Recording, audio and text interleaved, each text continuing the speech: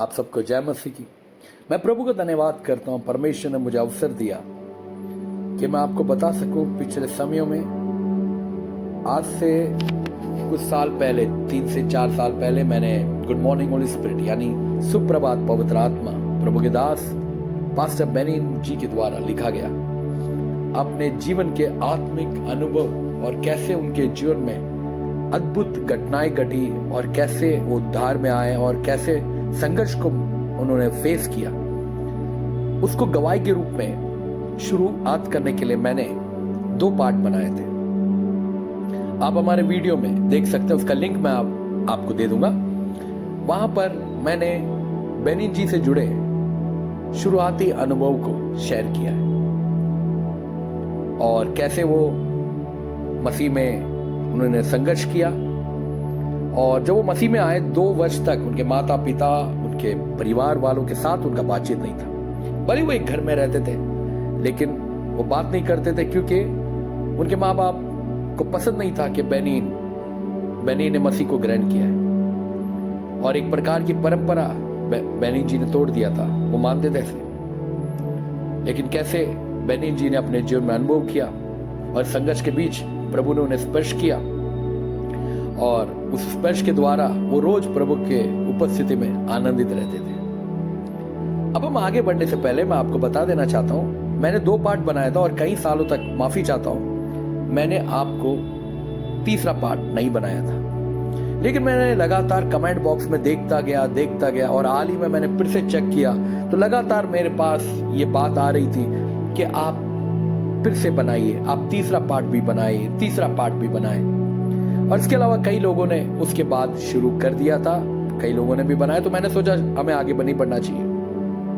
लेकिन अब मैं अनुभव करता हूं आगे बढ़ना चाहिए। आपके उन उत्साहित भरे शब्द के लिए मैं दिल से धन्यवाद देता हूं और मैं आगे इस विषय को बढ़ाने से पहले मैं बताना चाहता हूं कि आपको कुछ बातें बताकर मैं आगे बढ़ना चाहूंगा। आपको मैंने जैसे कि बताया, बेनिन जी ने परमेश्वर की उपस्थिति में रहते हुए अपने संघर्ष के समय में लगातार, जब उनका परिवार 2 वर्ष तक उनसे बात नहीं किया कि बेनिन ने प्रभु को जान लिया करके, लगातार वो प्रभु में आनंदित रहे और प्रभु के साथ समय बिताना शुरू कर दिया। और आपको पता, वो ज्यादातर बंद कमरों में प्रभु के साथ समय बिताते थे। और एक दिन उनका दोस्त, जो कि जिम पॉइंटनर, जहां तक मैं समझ पाया नाम, पिट्सबर्ग पेंसिल्वेनिया में उसने चलने को कहा था। जिम जो है एक मेथोडिस्ट चर्च का पास्टर था और बेनिन को एक मीटिंग में ले जाना चाह रहा था और वो मीटिंग था प्रभु की दासी कैथरीन कुलमैन का। और कैथरीन कुलमैन से जब वो उस मीटिंग में गए पिट्सबर्ग में, जब चर्च हॉल के अंदर जाने के लिए, आपको पता है पहले क्या होता था, ऑडिटोरियम के बाहर लाइन लग जाती थी और मान लीजिए अगर सुबह की मीटिंग होती थी तो रात को ही वहां पे भीड़ लगना शुरू हो जाता था। उसी प्रकार सुबह की सभा अटेंड करने के लिए बेनिन और जिम, सब जवान बड़े सब लोग वहां वेट कर रहे थे। और बेनिन के अंदर एक भूख और प्यास थी कि वो किसी भी तरह जैसी गेट खुले और वो अंदर जाए और इस मीटिंग को अटेंड करे। और जो मीटिंग को अटेंड करने लगे तो पवित्र आत्मा ने उन्हें छुआ, स्पर्श किया। और मैं सिंपल शब्दों में बताऊं थोड़ा सा, ताकि आपको आइडिया रहे आगे का। उस वक्त उस हॉल के अंदर जब वो प्रभु का आत्मा का अनुभव कर रहे थे, होली स्पिरिट पहली बार उन्होंने इतना अद्भुत गहराई से अनुभव किया। एक गीत वहां चल रहा था, वो गीत था then sings my soul my saviour God to thee, जो कि हिंदी में प्रशंसा होए प्रभु यीशु की। इस गीत को गाते गाते वहां आत्मिक आराधना का माहौल बना हुआ था। अब हम आगे देखते हैं उस आत्मिक अनुभव में बेनिन जी के साथ क्या क्या हुआ। लिखा है एक तरंग की तरह, और नीचे लिखा है वहीं पर बेनिन जी अपने अनुभव को बता रहे हैं। वही खड़ा लगातार प्रभु की उपासना करते हुए मैंने चारों ओर देखने के लिए अपनी आंखें खोली, क्योंकि साहस मैंने कुछ कूड़े करकट का बदबू महसूस की। मुझे उसका कोई अंदाजा नहीं था कि वह कहां से आ रहा है। ये एक शीतल पवन की बाती कोमल और धीमी थी। मैंने खिड़कियों के रंगीन कांचों में देखा, किंतु वह तो सब बंद थे और इतना अधिक ऊंचे थे कि ऐसी बदबू अंदर आ ही नहीं सकती। फिर भी वह तो अजीब सी पवन मैंने महसूस की जो एक तरंग की तरह थी। उसको मैंने अपनी एक बांह से नीचे की और जाते तथा दूसरे ओर से ऊपर की ओर आते अनुभव किया। उसकी बहती हुए मैंने अनुभव किया, मतलब वो आत्मा को अपने अंदर बहते हुए अनुभव कर रहे थे, अपने शरीर में प्रभु के आत्मा का अनुभव कर रहे थे। क्या हो रहा था? क्या मैंने जो अनुभव किया उसे और किसी को कहने की हिम्मत मुझ में कभी हो सकती थी? वे सोच सकते थे कि मेरा दिमाग खराब हो गया था। ये मैं नहीं सोच रहे कि उनके साथ जो अनुभव हो रहा है, हो सकता है आसपास के लोग ये सोच रहे थे कि शायद इसका दिमाग खराब हो। लेकिन तभी लगभग 10 मिनट का समय व्यतीत हुआ। वह पवन मुझ पर लगातार बहती रही, यानी वो हवा लगातार बहती रही। और तब मैंने ऐसा महसूस किया मानो किसी ने सारे शरीर में बढ़िया से कंबल से मुझे ढक दिया। गर्मी का ऐसा महसूस कर रहे थे जैसे बहुत सारे कंबल बेनिन पे ओढ़ दिया गया या एक रूम हीटर चला दिया। कैथरीन लोगों की सेवा करने लगी, पर मैं तो पवित्र आत्मा में इतना लवलीन हो गया कि उसको मेरे लिए सचमुच में कोई महत्व ही नहीं था। अतीत में प्रभु मेरे जितना करीब था, अब उससे भी ज्यादा वह मेरे करीब था। अब इस दौरान जब पवित्र आत्मा के साथ बेनिन का एनकाउंटर हो रहा था, वो कह रहे कि इससे पहले जो मेरा रिश्ता था उससे भी ज्यादा अब वो अनुभव कर रहे थे। क्योंकि इससे पहले मैंने आपको बताया था, जब वो अपने परिवार में विरोध के बीच में भी रह रहे थे तो पवित्र आत्मा का अनुभव वो कमरे में महसूस करते थे। लेकिन अब जो था उससे भी बढ़कर था। मुझको लगा कि मुझे प्रभु से कुछ बातें करना आवश्यक था, क्योंकि मैं इतना ही फुसफुसा पाया, प्रभु यीशु कृपया मुझ पर दया कीजिए। मैंने पूर्ण कहा, प्रभु यीशु मुझ पर दया कर। मैंने अपने को अधिक अयोग्य पाया। मैंने यशायाह का सदृश अनुभव किया जब उसने प्रभु की उपस्थिति में प्रवेश किया था। हाय हाय, मैं नष्ट हुआ, क्योंकि मैं अशुद्ध ओट वाला मनुष्य और अशुद्ध ओट वाले मनुष्य के बीच में रहता हूं। क्योंकि मैंने सेनाओं के यहोवा महाराजा धीरज को अपनी आंखों से देखा है। सेनाओं के यहोवा महाराजा धीरज, आप इस घटना को यशायाह 6 अध्याय 5 में पढ़ सकते हैं। ठीक है, ऐसा ही हुआ था जब लोगों ने यीशु कृष्ण को देखा था। उन्होंने तुरंत अपनी ही बुराई अनुभव की और शुद्धिकरण का जरूरत को भी। एग्जाम्पल, हम जब भी प्रभु की उपस्थिति में आते हैं, हम जब प्रभु हमें छूता है तो हमें अपने गुनाह याद आते हैं और हमें अनुभव होता है कि हमें शुद्ध होना है। वही तो मेरे साथ हुआ। मैंने जी कह रहे वही उनके साथ हुआ। ये ऐसा था मानो एक विशाल प्रोजेक्टर की स्पॉटलाइट मेरे और कर दी गई हो और चमक रहे थे, ऐसा अनुभव हो रहा था। मैं तो केवल अपनी कमजोरियां, गलतियां और गुनाह ही देख सका। बारंबार मैंने कहा, हे प्रेमी प्रभु यीशु, कृपया मुझ पर दया कीजिए। तब मैंने एक आवाज सुनी जो मुझे यकीन था कि वह प्रभु की ही थी। ये अपूर्व बात थी और वह बिल्कुल स्पष्ट था। उन्होंने मुझसे कहा, मेरी दया बहुतेयता से तुम पर भरपूर है। इस वक्त तक मेरी प्रार्थना जीवन सामान्य एवं औसत मसीह जैसा जीवन था, लेकिन जब मैं प्रभु से यूं ही बात नहीं कर रहा था, परंतु वह मेरे साथ बात कर रहा था, वह क्या ही असामान्य वार्तालाप था। ये मैं शायद ही समझा कि पिट्सबर्ग की उस पहले प्रेस्बिटेरियन चर्च की तीसरी कतार पे मुझ पर जो घट रहा था वह मेरे भविष्य के लिए ईश्वर द्वारा निर्धारित योजना का एक पूर्व ना मात्र था। ये शब्द मेरे कानों में गूंज रही थी, मेरी दया तुम पर भरपूर है। मैं रोते और सिसकते वहीं बैठ गया। मेरे जीवन में कुछ भी ऐसा नहीं था जिसके साथ मैं अपने इस अनुभव की तुलना करूं। मैं पवित्र आत्मा से इतना भरा और बदल गया कि मुझे अब और कुछ का महत्व नहीं रह गया। मुझे कोई परवाह नहीं थी अगर एक परमाणु बम पूरे पिट्सबर्ग और सारे संसार को उड़ाकर तहस नहस भी करता। उस वक्त मैंने अनुभव किया, जैसा कि वचन वर्णित करता है, शांति जो हमारी सारी समझ से परे है। फिलिपिन 4 के 7 में लिखा है मेरे भाई और बहनों कि शांति जो परमेश्वर में देता है वो हर बात से परे। मतलब बहनीन ये कह रहे थे कि अगर सब कुछ भी हो जाए, मुझे अब इस अनुभव में कुछ फर्क नहीं पड़ता बाहर से क्या है, क्योंकि इतने परमेश्वर ने शांति से और अपने सामर्थ्य से भर दिया था। अब वो कहते हैं जिम यानी उनके दोस्त जिम ने कैथरीन कुलमैन की प्रार्थना सभाओं में घटित चमत्कारों के संबंध में मुझको बतलाया था, परंतु आगामी 3 घंटों में मैं क्या देखने जा रहा था उसकी मुझे भनक तक नहीं थी। लोग जो बहरे थे अचानक सुनने लगे। एक महिला अपने व्हील चेयर पहिएदार कुर्सी से उछलकर खड़ी हुई। यहां और भी नाना प्रकार की चंगाइयां हो रही थी, जैसे ट्यूमर, सिरदर्द, अन्य बीमारी जो उनकी प्रार्थना सभा में हुई थी, सब ठीक हो रहे थे। मेरी प्रार्थना सभा काफी लंबी थी, पर समय उड़ चला। जैसा प्रतीत हुआ मेरी जिंदगी में इससे पहले कभी भी मैं ईश्वर की ऐसे शक्ति से इतना प्रभावित नहीं हुआ था।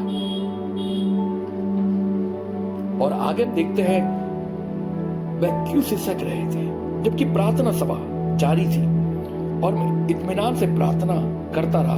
अचानक सब कुछ बंद हुआ।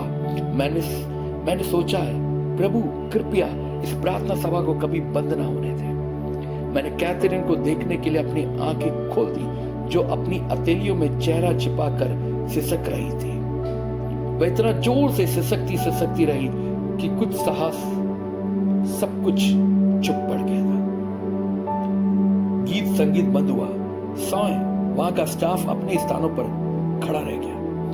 हर एक व्यक्ति की निगाहें उन पर ही टिकी हुई थी और मुझे कुछ मालूम ही नहीं था कि वह क्यों सिसक रही थी।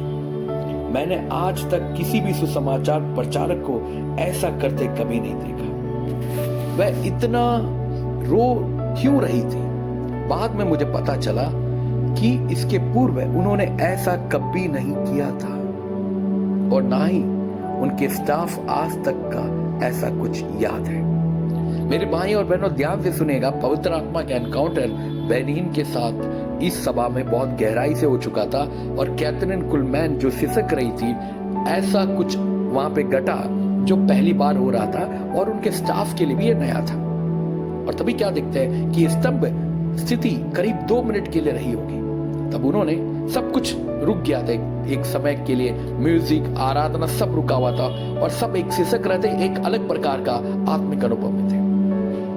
तब उन्होंने एक झटके से अपना सिर ऊपर उठाया, बस वह आ गई। मेरे कुछ कदम आगे उनकी आंखें प्रज्वलित थी, वह बिल्कुल जीवित थी। उनका कहने का मकसद यह है कि अचानक से उन्होंने ऐसे चमक में उन्हें देखा जैसे बिल्कुल एक जीवित अनुभव में वो कर अपने आप को देख रहे थे वहां पर कैथरीन कुलमैन को। इस क्षण में निर्भीकता से आ गई। ऐसी निर्भीकता मैंने किसी व्यक्ति में नहीं देखी थी। उन्होंने जबरदस्त शक्ति और आवेग, यहां तक बहुत दर्द के साथ सामने की ओर अपनी उंगली उठाई। यदि वहां स्वयं शैतान भी होता तो बस झटके मात्र में वह एक तरफ हटा दिया जाता। मतलब एक अचानक से उन्होंने उंगली उठाई और वह अविश्वसनीय आयाम का एक पल था। अभी भी सिसकते हुए उन्होंने श्रोताओं की ओर देखा। देखकर बड़ी एक दर्द से एक अलग प्रकार से कहा, कृपया पवित्र आत्मा को दुख मत दीजिए।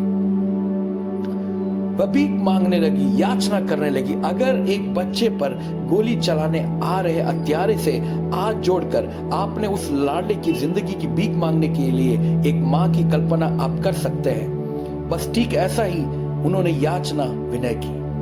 कृपया उन्होंने सिसकी भरी पवित्र आत्मा को दुखित व पीड़ित मत कीजिए। अभी मैं उनकी आंखें देख सकता हूं, वह निगाहें मानो सीधी मुझ ही के ओर घूर रही थी।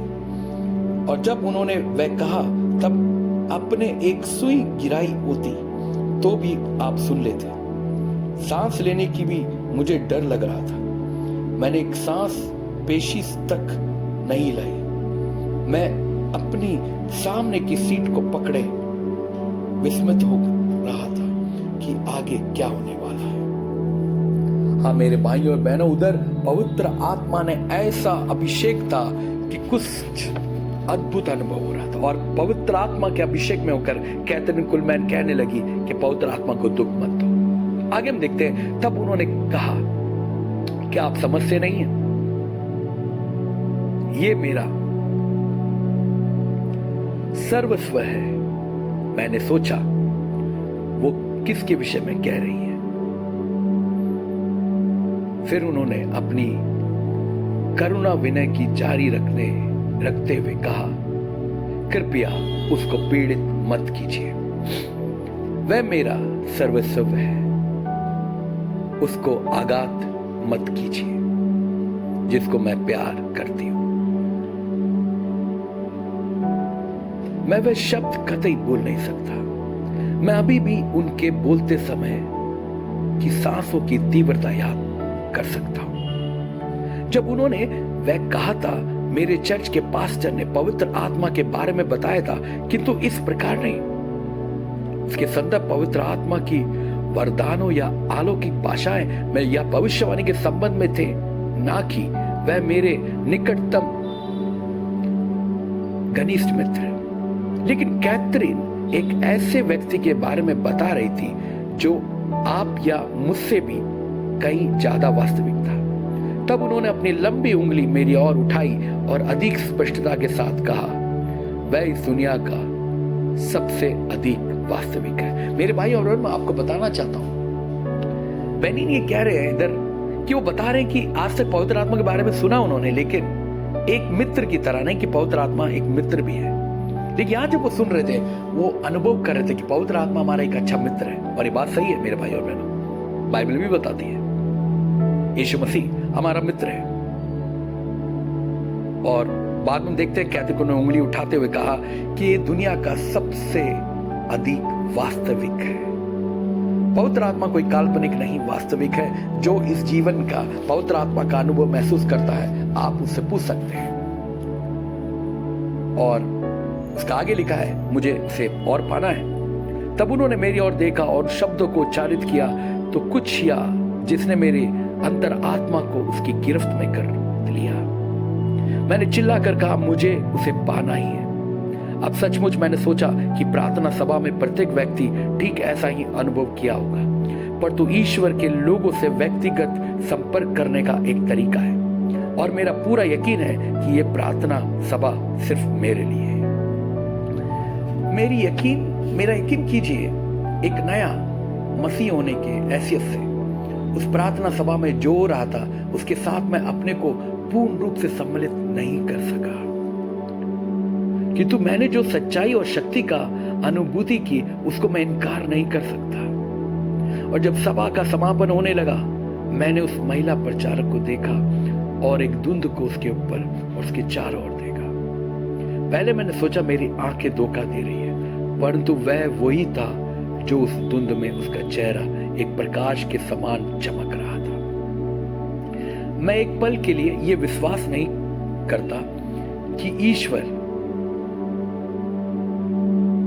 कैथरीन कुलमैन की महिमा करने की चेष्टा कर रहा था, पर यह मैं विश्वास करता हूं कि उसने अपनी महिमा मेरे लिए प्रकाशित करी। ये तो उस प्रार्थना सभा को इस्तेमाल किया था। जब प्रार्थना सभा खत्म हो गई तो भीड़ पंक्तिबंद बाहर चली गई, किंतु मैंने वहां से जाना ना चाहा। मैं तो दौड़ कर आया था, और जब मैंने शांत बैठकर वहां अभी जो हुआ था उस पर मनन करना चाहा।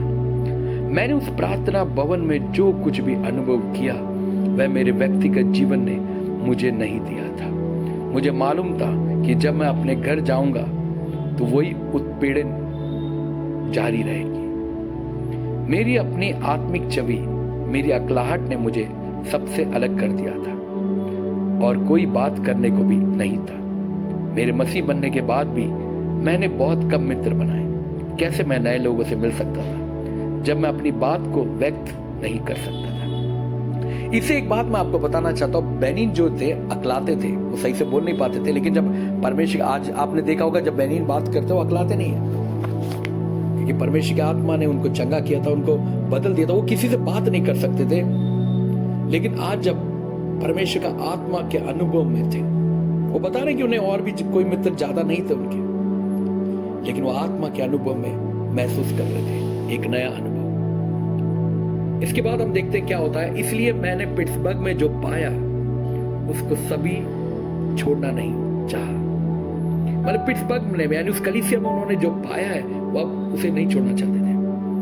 मेरे जीवन में जो कुछ भी था बस यीशु था, तथा जीवन में और कुछ का कोई खास मतलब नहीं था।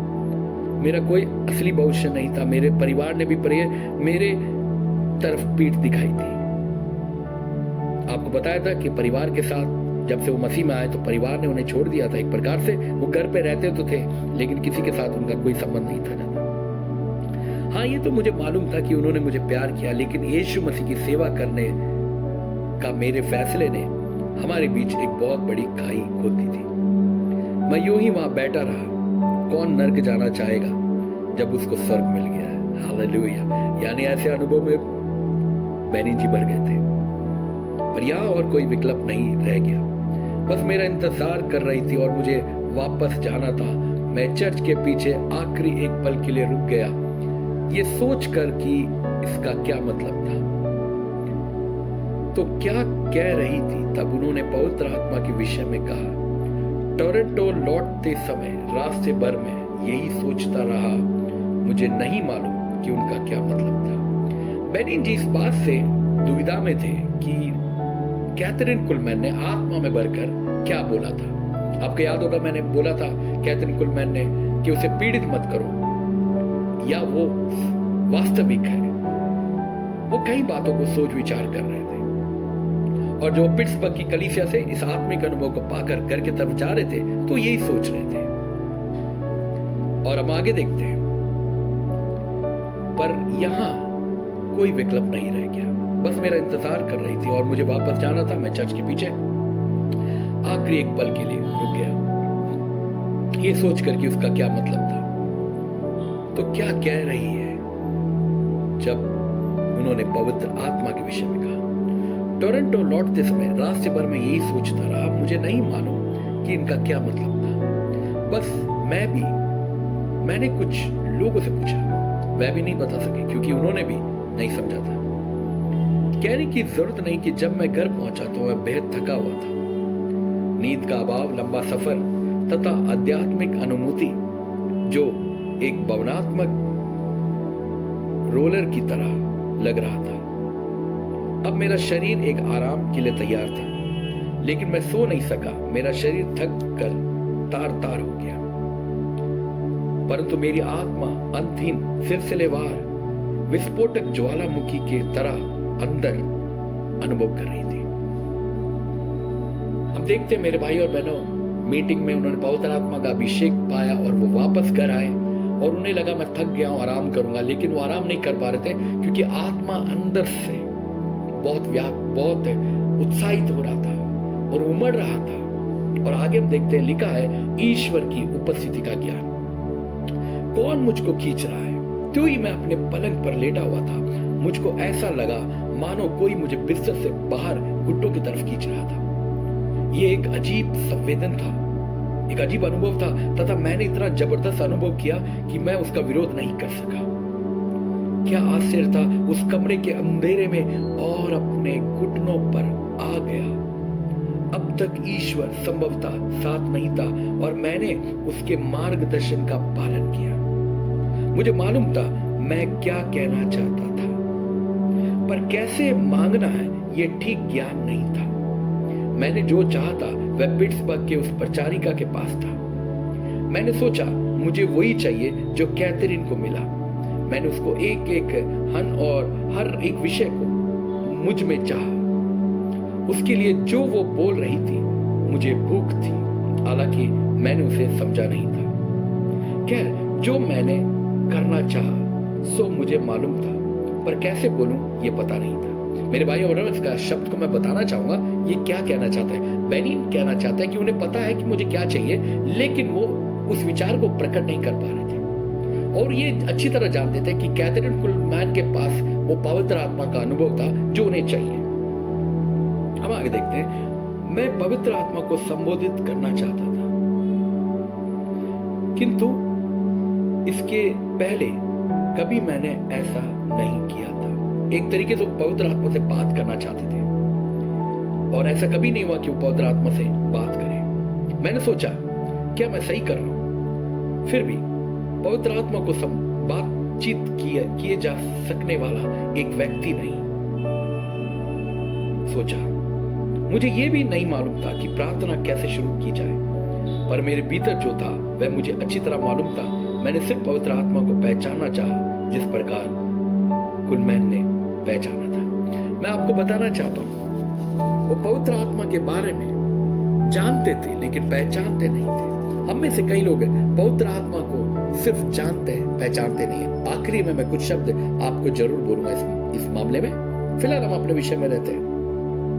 या मैं आपको बताना चाहता हूं, पवित्र आत्मा अब स्पष्ट कर रहा था, अब उन्हें प्रार्थना करना सिखा रहा था और उन्हें प्रभु के आत्मा के अनुभव में ले जा रहा था। और जब मैंने इस संसार में प्रार्थना की, हे पवित्र आत्मा, कैथरीन कहती है कि तू उसका दोस्त है, धीरे धीरे मैं आगे कहता रहा। ये बहनीन बोल रहे हैं पवित्र आत्मा के अनुभव में, पवित्र आत्मा से मैं आगे कहता रहा। मैं नहीं सोचता कि मैं तुझे जानता हूं। अब आज के पहले मैंने सोचा कि मैं जानता था, लेकिन उस प्रार्थना सभा के पश्चात मैं मानता हूं कि मैं सचमुच आपको नहीं जानता। मैं नहीं सोचता कि मैं आपको पहचानता हूं। और शिष्यों के भांति मेरे हाथों के ऊपर की ओर उठते हुए मैंने पूछा, क्या मैं तुझसे मिल सकता हूं? क्या मैं वास्तव में तुझसे मिल सकता हूं? ध्यान रहे, ये सब कमरे में हो रहा है। वो पवित्र आत्मा से बेनिन जी बात कर रहे हैं। मैंने आश्चर्य किया कि मैं जो कह रहा हूं सही है। क्या मुझे आत्मा से इस प्रकार प्रार्थना करना चाहिए? तब मैंने सोचा, यदि मैं ईमानदार हूं तो ईश्वर मुझे दिखाएगा कि मैं सही हूं या गलत। क्या कैथरीन कुलमैन गलत थी? मैं खोजना चाहता था। पवित्र आत्मा से बात करने के उपरांत कुछ नहीं हुआ। जैसा लगा मैं अपने आप से प्रसन्न करने लगा। क्या सच में पवित्र आत्मा से मिलना एक अनुभव है? क्या वास्तव में हो सकता है? मेरी आंख बंद थी, तब बिजली के झटके की तरह मेरा तमाम शरीर कांपने लगा। ठीक वैसा ही जैसा कि चर्च में प्रवेश के लिए बाहर इंतजार कर रहे वक्त 2 घंटों तक मुझको हो रहा था। ये वही कंपन था जो एक चर्च के भीतर 1 घंटे तक मैंने अनुभव किया। ये वही बात है, जब आपको याद होगा, इससे पहले जब वो चर्च में थे कनाडा के अंदर, जब पवित्र आत्मा का अनुभव किया और जब वो कमरे में आए प्रार्थना के बाद, अब फिर से वो उसी अनुभव में आ गए थे। वह लौट कर आया और मैंने सोचा, ये फिर हो रहा है। किंतु इस बार यहाँ भीड़ नहीं थी, भारी कपड़े भी नहीं थे। मैं अपने आरामदेह कमरे में अपने पजामे में था, एड़ी के चोटी तक कांपता हुआ। मुझे अपनी आंख खोलने से डर लगा। इस बार ये ऐसा था मानो उस सभा में जो भी हुआ था सबका सब पल में सिमट गया। मैं कांप रहा था, लेकिन इस वक्त भी मैंने एक बार ईश्वर को भक्ति, एक कंबल मुझे पूरी तरह लपेटा हुआ अनुभव किया। बेनिन जी बता रहे हैं कि उन्हें इतनी गर्मी लग रही थी कि ऐसा लगा था कि कई बड़े कंबलों से उन्हें लपेट दिया गया। मुझे ऐसा लगा मानो स्वर्ग में उठा लिया गया हूं। नहीं, मैं बिल्कुल नहीं गया, लेकिन सच में मैं विश्वास नहीं करता कि स्वर्ग उससे बढ़कर कुछ हो सकता है। मैंने सोचा, यदि मैं अपनी आंख खोल दूं, या तो मैं पिट्सबर्ग में होऊंगा या स्वर्ग के उस वाले फाटक के अंदर। थोड़ी देर बाद मैंने अपनी आंख खोली तो क्या आश्चर्य है, मैं ठीक वहीं मेरे कमरे में था, वही जमीन, वही पजामे में, किंतु मैं ईश्वर के आत्मा की शक्ति से अब भी झुनझुना रहा था। आखिरकार उस रात में जब मैं सोने के लिए लेट गया, तब भी मैं समझ नहीं पाया कि मेरी जिंदगी में क्या शुरू हुआ था। हालेलुया। अगले दिन एकदम बोर में मैं पूर्ण रूप से जागा हुआ था और अपने इस नए मित्र से बात करने का इंतजार नहीं कर सका।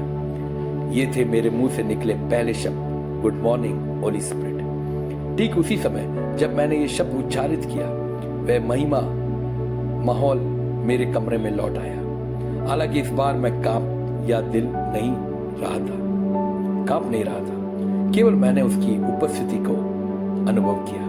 दूसरी बार जब मैंने कहा गुड मॉर्निंग होली स्पिरिट, तब मुझे मालूम था कि वह मेरे साथ उसी कमरे में हाजिर था।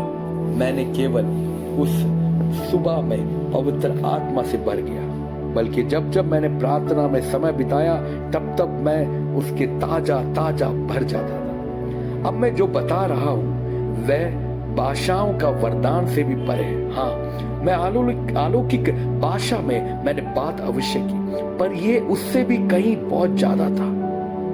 वहां पवित्र आत्मा त्रियार्थ बन गया। वह मेरा मित्र, मेरा संगी बन गया और सलाहकार भी। सबसे पहला काम जो मैंने उस सुबह किया, बाइबल खोली और मैं निश्चय होना चाहता था कि वह मेरे साथ है।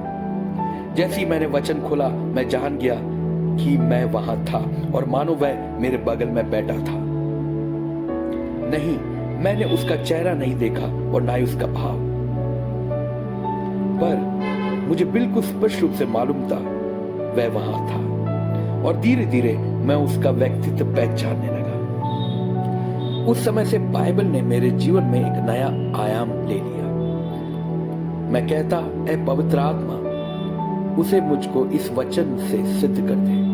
मैंने जानना चाहा क्योंकि वह क्यों आया था, और जब वह मुझे इन वचनों के ओर ले गया, पर तुमने संसार की आत्मा नहीं, पर तो वह आत्मा पाया है जो संसार के ओर से है, कि हम उन बातों को जाने जो परमेश्वर ने हमें दी है। जब मैंने पूछा कि ये मेरे मित्र क्यों बनना चाहते हैं, तब वह मुझे पौलुस के उन शब्दों पर ले गया, प्रभु यीशु मसीह का अनुग्रह और परमेश्वर का प्रेम और पवित्र आत्मा के सहभागिता तुम सबके साथ होती रहे। बाइबल संजीव हो गई। मैंने सच में इन वचनों का प्रभाव कभी नहीं समझा था, ना तो बल से और ना शक्ति से, और मेरे आत्मा से, प्रभु कहता है। जकरिया 4:6 वचन, इस वचन में लिखा है, बारंबार आपने अपने वचन द्वारा ये प्रमाणित किया कि वह मेरे जीवन में क्या कर रहा था। इस प्रथम दिन में लगभग 8 घंटों में ज्यादा, और फिर दिन प्रतिदिन मैं उसको ज्यादा करीब से जानने के लिए बढ़ता गया। मेरी प्रार्थना जीवन बदलने लगी। अब मैंने कहा है, पवित्र आत्मा, तू पिता को इच्छा अच्छी तरह जानता है, इसलिए क्या तू मुझे प्रार्थना करने में मदद करेगा? और जब मैं प्रार्थना करने लगा, तब मैं उस स्थल पर पहुंचा जहां अचानक पिता पहले की अपेक्षा अधिक वास्तविक निकला। यह ऐसा था मानो किसी ने एक दरवाजा खोल दिया था और कहा, वह यहाँ है। हाँ, प्रभु के दासी, पवित्र आत्मा का वास्तविकता और पवित्र आत्मा का अनुभव हमने इन अध्यायों में जाना। प्रभु के दास पास्टर बेरीन अपने जीवन के अंदर उन घटनाओं को हमारे साथ इस सुप्रभात पवित्र आत्मा की किताब के द्वारा बांट रहे हैं। मेरे भाई और बहन, मैं आपको बताना चाहता हूं, पवित्र आत्मा सिर्फ अनुभव करने वाला चीज नहीं है। पवित्र आत्मा एक व्यक्ति है। पवित्र आत्मा किसी का नौकर नहीं है, बल्कि वो हमारा मित्र है।